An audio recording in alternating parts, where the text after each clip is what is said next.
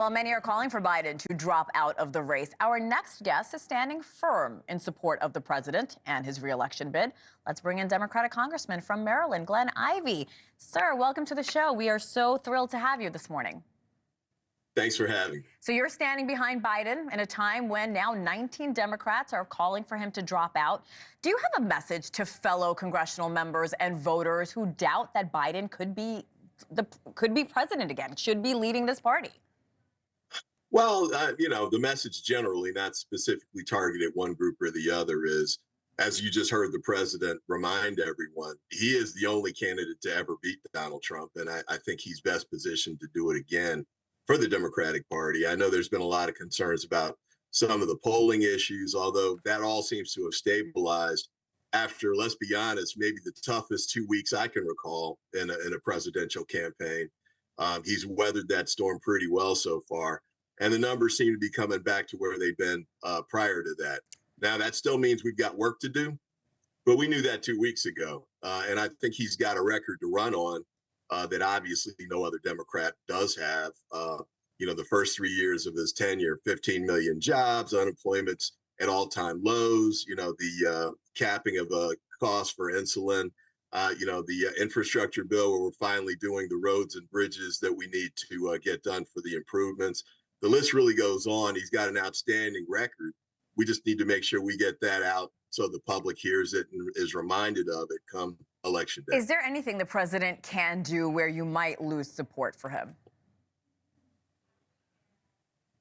I think the better way to say it is he just needs to keep doing what he's doing right now, which is to keep getting out on the stump, keep doing the speeches like we saw in Detroit yesterday. Keep doing the press conferences and the like.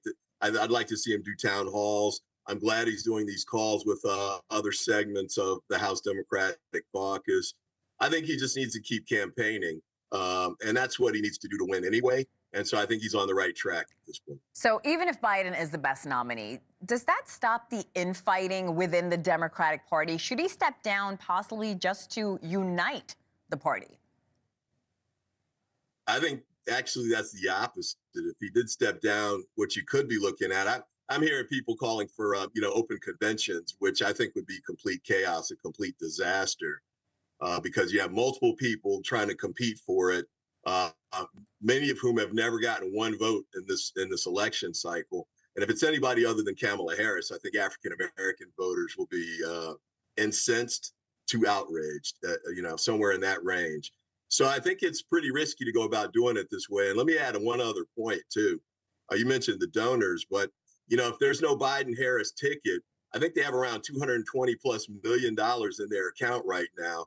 That would not transfer to a new campaign. So, in fact, money that was raised as part of for the general election would have to be returned to voters or donors who'd given the money before. So keep in mind, there's a big hole that a new ticket would step into. And on top of that, the 1,000 or so offices that they've opened, those don't transfer over. This isn't like a CEO taking over McDonald's and all the franchises go with it. They'd have to pay for the office space, the computers, the list, all of the materials that come with the campaign. They'd have to pay fair market value for. I'm glad you mentioned the war chest, because I think a lot of people are trying to figure out where that money would go, and we want to reiterate that to our viewers. Let's talk about the rally in Michigan on Friday. He's saying he's staying in the race. He was fiery. He was a solid speech. But most of us are just seeing the clips on social media of Biden on Thursday referring to VP Harris as Vice President Trump, mixing up the names of Ukrainian President Zelensky with Russian President Putin. How does the Democratic Party overcome these moments that sometimes seem to get more attention than his speeches and his rallies? I think it's a call for fairness.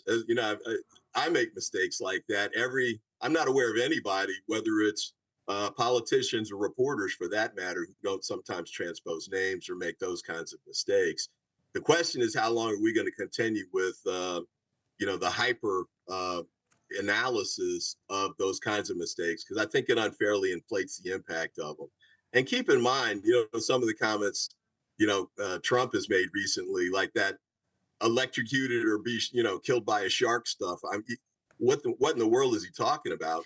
But he Sure. says things like that all the time. So Yes. hopefully we can get to a point where they get back to measuring these two guys by the same standard. Right.